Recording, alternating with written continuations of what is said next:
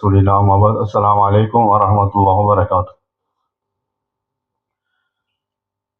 Alloh subhanahu va taologa hamd sanolarimiz va Rasul akram sallallohu alayhi va sallamga behisob salovat salomlarimiz bo'lsin. Amin va robbul alamin. Allohga behisob shukronlar bo'lsin, birodarlar. Mana yana juma namozida diydor qilishdik. Alloh ushbu juma ibodatlarimizni dargohiga qabul etsin. Amin va robbul alamin. Azizlar, bu insonlar, biz insoniyat bu hayot dunyoda umr guzaronlik qilish jarayonida o'zaro oldi-sotdi, oldi-berdi, ehson, hadya kabi munosabatlar bilan birgalikda qarz oldi-berdi masalalarida bo'ladi. Boymi, kambag'almi hayoti davomida qarzdor bo'ladi yoki kimgadir qarz beradi, ish qilib qarzga doimo duch kelamiz. Qur'oni Karimda Alloh subhanahu va taolo qarz borasida aytadiki: "Astagfirullah, in tuqridulloha qardan hasana yudaifahu lakum va yaghfir lakum vallohu shakurun halim." Agar sizlar Allohga qarzi hasana bersangiz, ya'ni muhtojlarga ehson qilsangiz, u sizlarga bir necha barobar qilib qaytarar va gunohlaringizni mag'firat qilur. Alloh minnatdor, ya'ni oz olib ko'p beruvchi va halimdir deb Alloh subhanahu va taolo Tag'obun surasida marhamat qiladi. Ya'ni oyatdagi muhtojlarga ehson qilish va ularga chiroyli qarz berishni Alloh bu menga qarz berish deb sifatlayapti. Allohga qarz berish bu muhtojga qilgan ehsonimiz ekan. Aslida Alloh subhanahu va taolo bandasidan qarzdor bo'lmaydi. Alloh subhanahu va taolo oyatda aytadiki: "Man jaa bil hasanati falahu ashru amsalha." Kim bitta yaxshilik qiladigan bo'lsa, uni 10 barobari qilib qaytaraman deb Alloh subhanahu va taolo va'da beradi. Qarz. Qarz kalimasi bu arabcha kalima, o'zi aslida ma'nosi bir narsani boshqa kishiga uni qaytarish sharti bilan mulk qilib berish. Pul beradimi yoki biror narsa beradimi? Uyrodor anjomini beradimi? Ya'ni qaytarish sharti bilan berishlik. Qarz berish bu bandani Allohga eng yaqin qiladigan amal. Sadaqadan ko'ra qarzni savobi 18 marotaba ziyoda ekanligini jannatni eshigiga yozilganini ko'rdim degan joyi bor. Chunki mana bir kishi bu kishi misol uchun ehson qiladi. Ehsonga chaqiradi, qo'ni qo'shini hechta bordi. Buni ichiga boyi ham keladi, kambag'ali ham keladi, muhtoji ham keladi, behojati ham keladi, yeb ketaveradi. Yoki hadya deydi, tarqatadi, xuddi shunday deydi. Lekin odam muhtoj bo'lganidan keyin birovdan qarz so'raydi, odat. Ko'pincha qarz faqatgina muhtoj odamni qo'liga tushadi. Ulamolar aytadilarki, muhtoj kishiga qarz berish faqir insonga sadaqa berishdan afzaldir deydi. Ya'ni faqirga sadaqa bergandan ko'ra muhtojga qarz bergan afzaldir. Chunki sadaqa gohida o'rniga tushmay qolishi mumkin, lekin qarzni aksar holatda muhtojlar so'raydi deydi. Payg'ambarimiz sollallohu alayhi va sallam hadisda aytadilarki, kimiki deydilar, muhtoj kishiga qarz bergan bo'lsa, so'ngra uni biroz muddatga uzaytirsa, kechiktirgan har kuni uchun unga sadaqa yoziladi deydi.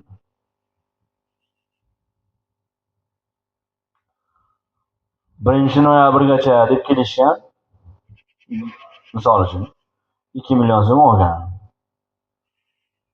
1-noyabrgacha deb va'dalashgan, lekin bilasiz sharoit ko'tarmaydi.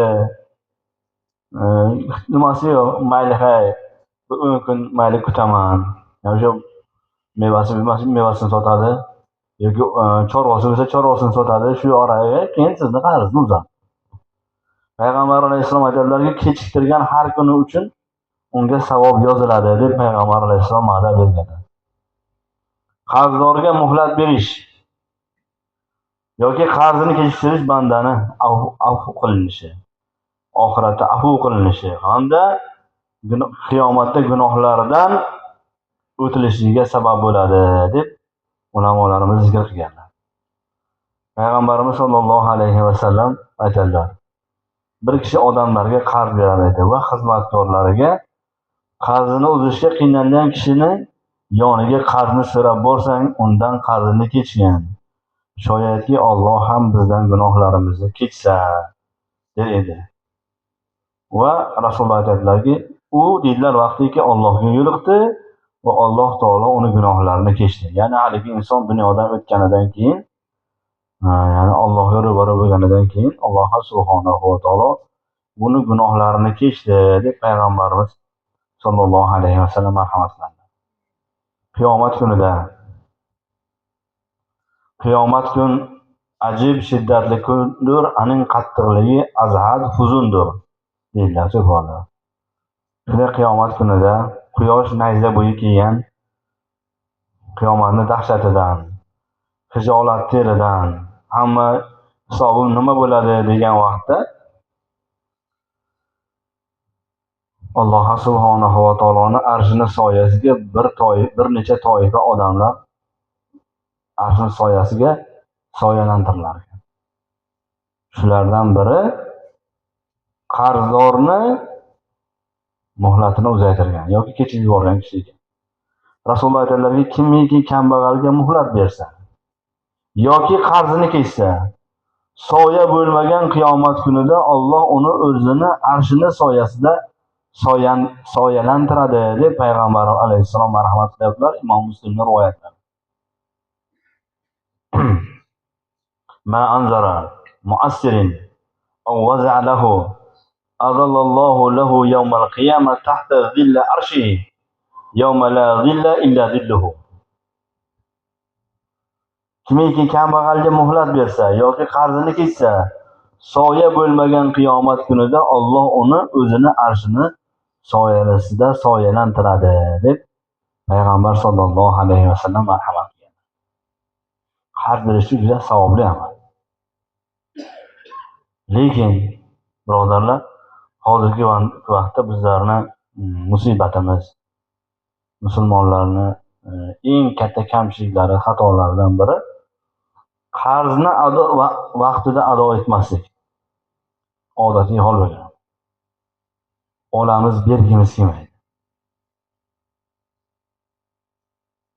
Boyga balo uradim deymiz, bermaymiz.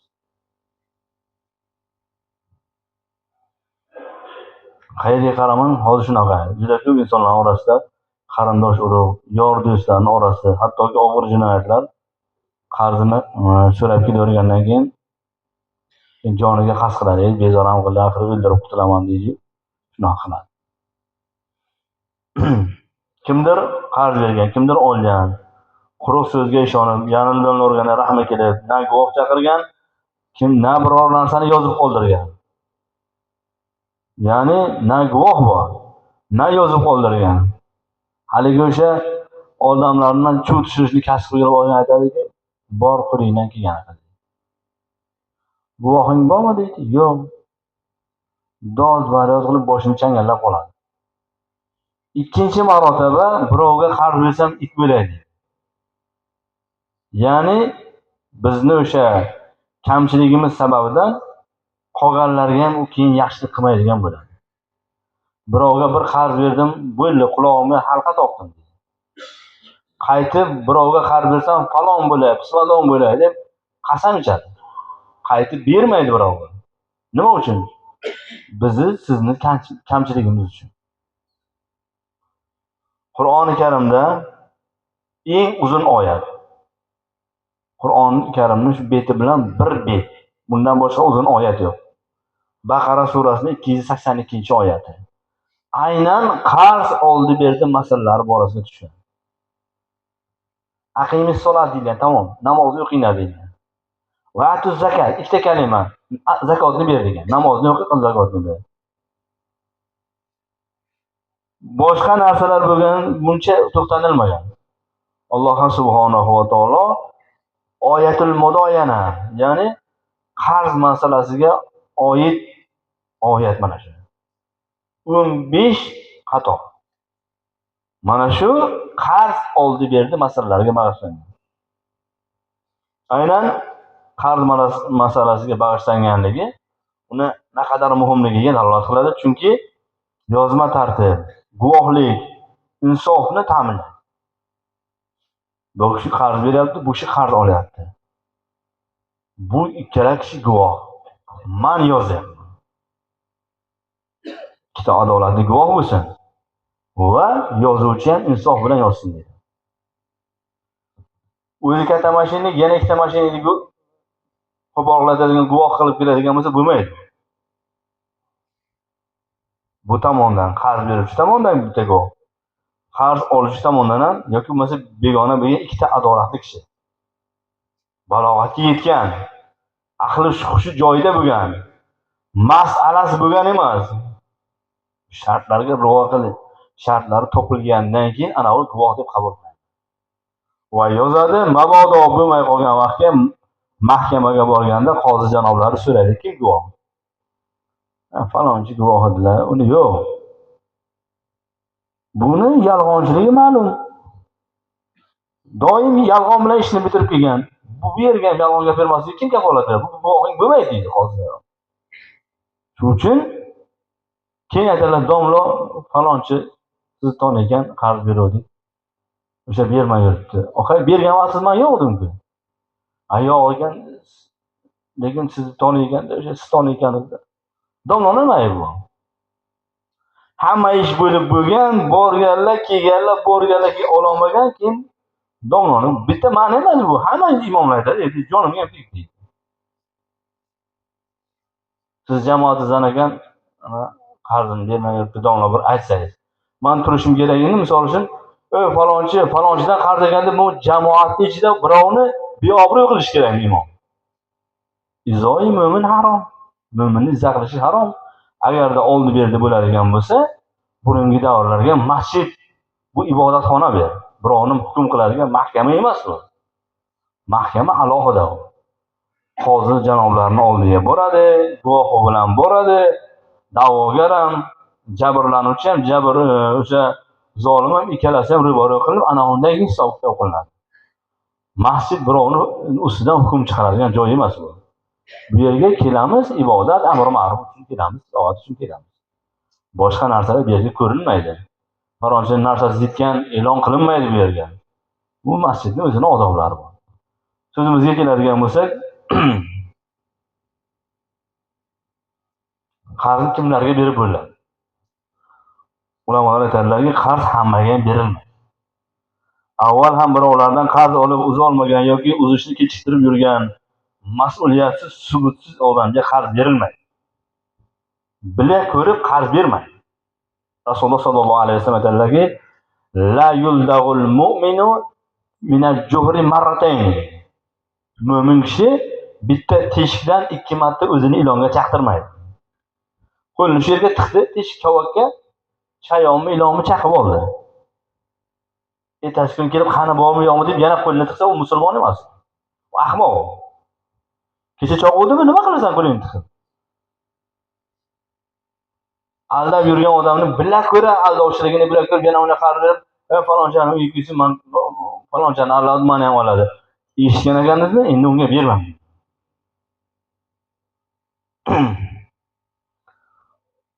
Vaholanki qarz berayotgan odam eng muhim jihati qarzni berishdan foydani ko'zlamaslik kerak. Savobni umid qilish kerak. Qarzi 18 savob bor. Men hojatini chiqardim 15%ga. Bu ham savob deydi. Savob emas u. U ribo. Ribo gunohi kabiralarning sirasiga kiradi. Payg'ambarimiz sollallohu alayhi vasallam halokatga olib boruvchi gunohlardan degan. 7 ta gunoh bor, ulardan saqlaninglar degan. Ulardan biri Allohga shirk keltirish bo'ladigan bo'lsa, birinchisi, ikkinchisi sehr bilan shug'ullanishlik. Va aklar riba, uchinchisi ribo yeyishlik. Va aklar mali yetim, yetimning molini yeyishdan ham gunoh kattaroq. Chunki birinchisi Shirk, sehr undan keyin 3-darajada eng katta gunohlardan. Men deydi falonchani hojatini chiqaruvdim deydi. O'zicha riboni halol qilmoqchi bo'ladi. Ribo esa gunohi kabiralar sirasiga kiradi. Eng bu yerda hozir mana shu oramizda qarzdorlikni yoyishiga sabablardan biri Allohning bergan taqsimotiga rozi bo'lmaslik. Gulday hunari bor qo'liga. Ishlar yuribdi.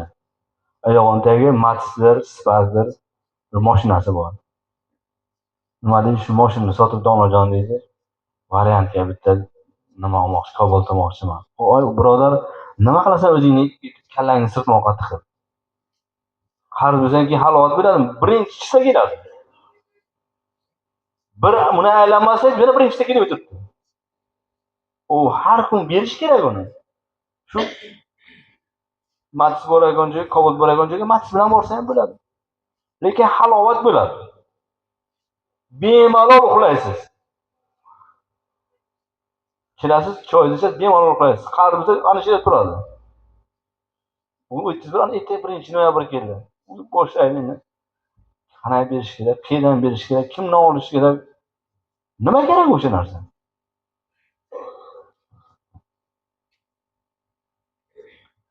Tavakkal qilib qarz oladi-yu, keyin nima qilishni bilmasdan keyin Rossiyaga ketadi, Koreyaga ketaman deydi, Yaponiyaga ketaman deydi. Shu yerga ro'zg'ori o'tib turibdi. Ulamolar aytadilarki, Alloh bandasiga bir tomondan rizq berib turgan bo'lsa, kasbi yo'qolib ketmagunicha uni o'zgartirmasligi, o'zini sohasini yaxshi o'zlashtirib, rizqiga qanoatli bo'lishligi buyuriladi. Misol uchun yamoqchilik qiladi. Etiga yamaydi, patinka tikadi. Kuni o'tib turibdi. Kuni o'tib turibdi shu yerdan. Ro'zg'orni tebratib turibdi. O'shani yoniga, yamoqchining yoniga bir yaxshi deb bo'yashlikni yoki bo'lmasa biror bir zamon tikishni boshqasini o'rgansin, bigizga tikadigan bo'lsa mashinaga tiksin. Mashinaga tikaniga ustidan kile qilsin. Puxta qilib o'shani yaxshi o'zlashtirgani darbadar bo'lib to'rt yoqqa o'zini o'rgandan ko'ra afzal. Uyga tayyor xolodilnik bu. Boradi-ki, qimmatlaroqni hamshiraga bor deb uni arzon garovga sotib yoradi. U ham xolodilnik, bu ham xolodilnik. Ikki kamerali bor. Buyimiz barar bo'lsa, ichiga nima solasiz uni? Uni qarzga olgan. Agar puli bo'lsa edi, qarzga olmasdi o'shani. Qarzga olganidan keyin nima solasan uni ichiga? O'zi bu qarz bo'lib turgan bo'lsa. 9 million. 4 millionga ham bo'ladi, yaxshi xolodilnik beradi. Yo'q, bizda hamshira olgan 9 millionni biz ham olishimiz kerak. Payg'ambar alayhisalom 1,5 ming yil burun shunday degan ekanlar. Qala Nabiy sallallohu alayhi va sallam: "La tuqifu anfusakum ba'da aminuha." Aminiha. Rasululloh aytadilar: "Omonlikda bo'lgandan so'ng jonlaringni xavfga solmanglar" dedilar. Tinch omonsan, o'zing joningni xavfga solma dedilar. U nimasi yo Rasululloh dedilar. Bu nima degani? U jangdan qochishmi? Qo'rqoqlikmi? Nimadi bu? Deganda payg'ambar alayhisalom aytdilarki, bu qarzdorlik dedilar. Zaruratsiz qarz olma deyaptilar. O'sha Matizmi, Sparkmi, Nexia'mi ro'zg'orga yarab turibdimi? Kerak emas uni sotib, falon pulga qimmat mashina olish kerak emas u. O'zini halovatini yo'qotib, o'zini qarz sirtmog'iga tiqishlikni payg'ambarimiz sollallohu alayhi vasallam omonlikda bo'lgandan so'ng jonlaringni xavfga solmanglar deb payg'ambarimiz sollallohu alayhi vasallam marhamat qilganlar. Alloh subhanahu va taoloning o'zi barchamizga qarzdorlikdan panoh bersin. Rasululloh aytadilar: Allohning nazdida Alloh qaytargan kabira katta gunohlardan keyingi eng og'ir gunoh bir kishi zimmasidagi qarzni uzishga narsa qoldirmay vafot etib, u zotga ro'baro bo'lishligidir. Hayot bu. Men qarzdor bo'lmayman degan kishining o'zi yo'q. Hamma narsa turibdi, birdaniga bir bemorlikmi, xastalikmi, o'zigami, ayoligami, ota-onasiga ham farzandiga kelib qoladi. kutilmaganda keladi. Qo'liga mablag'i yo'q, muhtoj bo'lib birovdan qarzdor bo'lib qoladi. Va qarz olishda bir narsani mabodo bermay qolsam, mana buni sotib bunga yaratasan degan o'lchov bilan olgan deyapti. Ya'ni zimmasidagi qarzni uzishga narsa qoldirmay turib vafot etishlik. Bu juda ham katta gunoh ekan. Ya'ni o'rniga uzishga bir narsasi yo'q bo'lib qarz olib o'sha bilan o'tib ketadigan bo'lsa, Payg'ambar sollallohu alayhi vasallam shundan ogohlantirgan. Mo'minning nafsi qarzi sabab to qarzi to'langunicha ulug' maqomdan ushlab turiladi deb Payg'ambarimiz sollallohu alayhi vasallam marhamat qiladi. Ko'p joylarga aytamiz, janoza bo'lgan vaqtda bu kishini qarzini ado qilishlikni kafolatini kim o'z zimmasiga oladi? Aytamiz shu narsa. Bu degani o'sha chiqqan odam to'laydi degani emas lekin aslida. Aslida men vafot etadigan bo'lsam, meni otimda uy-joyim bor. Mashinasi bor, yoki uy qaramonlari bor, boshqasi bor. Birinchi o'ringa mayitni qoldirgan molidan dafniga ishlatiladi va qarzi uziladi. Ana undan keyin meros taqsimlanadi.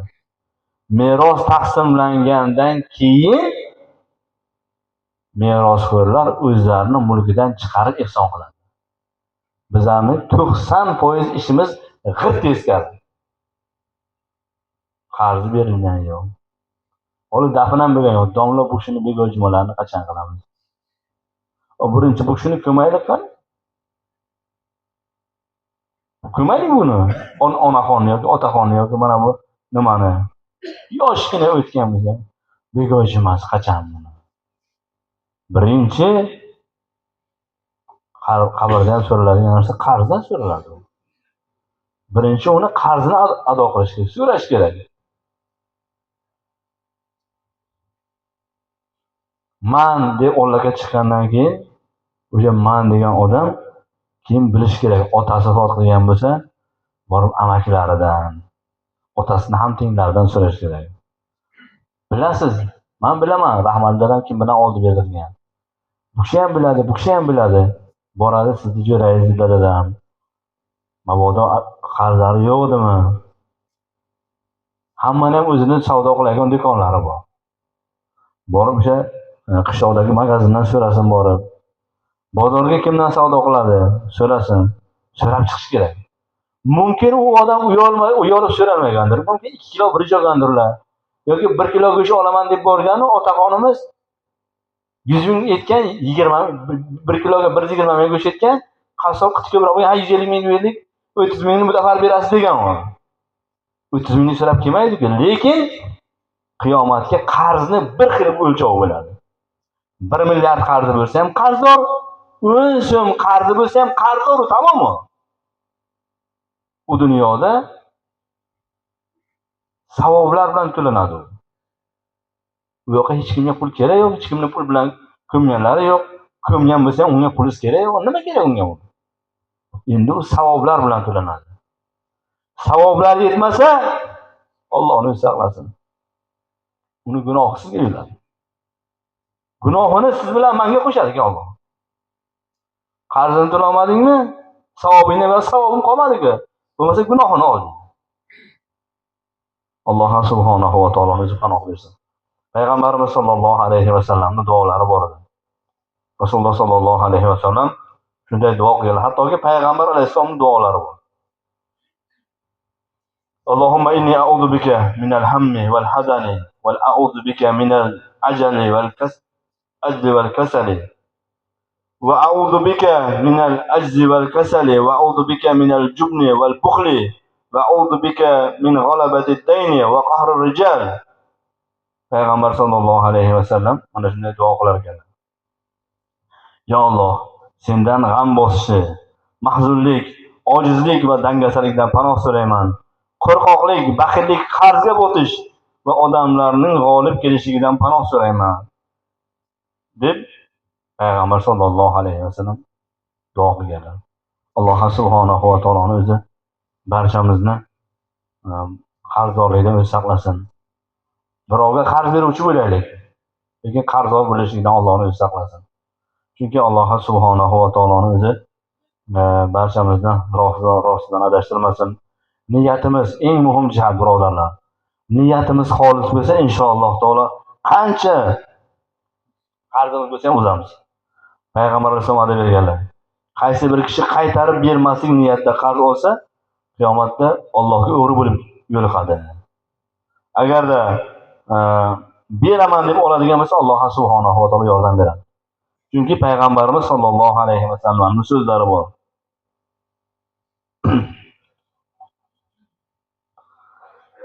Kimki odamlarning molini qaytarib berish maqsadida olsa, Alloh taolo unga yordamchi bo'ladi. Rasululloh so'zlarida rost so'zlavchi edilar. Yolg'ondan Rasululloh yolg'on so'zlamaganlar.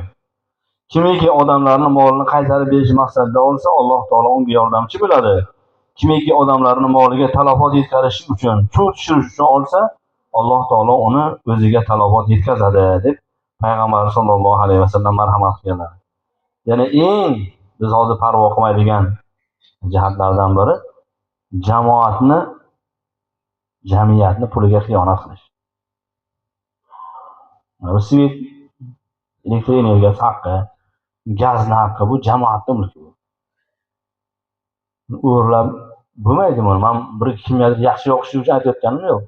Bu hammaniki bu.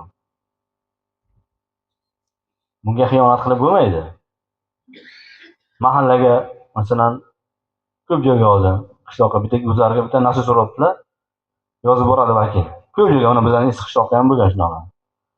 Men 200 kilovat ishlaganda Alisher sug'ordi, 210 kilovat bo'ldi. 10 kilovatga pul to'layman. To'lash kerak bu kishi. Yo'q, 202 kilovat edi, men 8 kilovatga pul to'layman deydigan bo'lsa, jamiyatning puli bo'ladi. Bu arzimagan pul, lekin erta qiyomatda o'sha uchun ham hisobimiz og'ir bo'ladi. Parvardigorning o'zi barchamizni o'zining roh-rostidan adashtirmasin.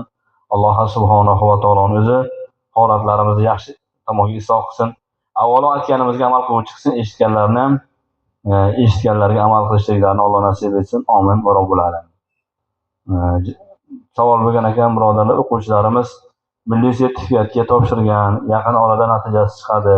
Iltimos duo qilaylik, yuzimiz yorug' bo'lsin deb ustozlar duo qilib so'ragan ekanlar. Alloh subhanahu